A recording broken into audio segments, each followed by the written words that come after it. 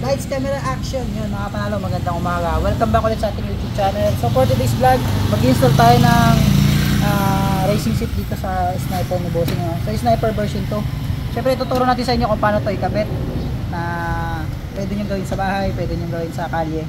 So first of all, meron tayong wantong alin lang. Yun lang. Siyempre, buksan natin yung kanyang upuan. Tapos angat nyo yan.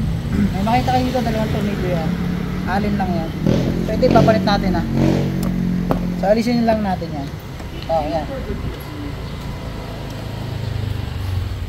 Baklasin nyo lang yan. Tapos sa kabila din. Yan. So dalawa lang bolts ang kakalasin nyo. Wala nang iba pa at matatanggal nyo na agad yung upuan. Yan. Tapos angat nyo lang ito pataas. Yan. Pag naangat nyo pataas, hilahin nyo mo palabas. So flexible to, okay, matakot dito. Napakakunat nito. Yan o. Pag naangat nyo, nahila nyo papunta dito. Pag nakaangat na, dito naman kayo. Yan. Subukan nyo lang to guys. Ayan. Ayan, natanggalan natin. Tapos, push nyo lang yung, yung kanyang pin dito. Tapos hilahin nyo lang. Ayun, so natanggalan natin yung bangko. So, ganun lang pagtanggal. Sabi yan, tribute na sa akin. Tapos, ito, syempre, papalit na natin. Ito na. Salpak nyo lang to.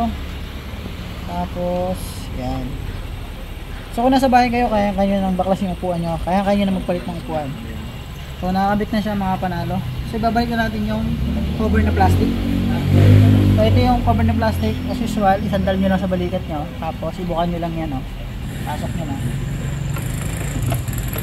Tapos press lang natin. So then press lang din. Tapos dito press lang din. Balik natin yung tornilyo.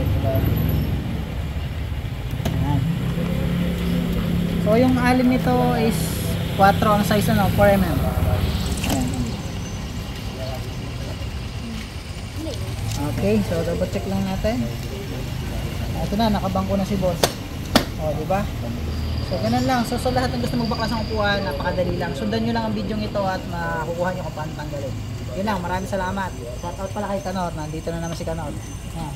Hey boss, shout out. From Quezon din yan, taga Quezon.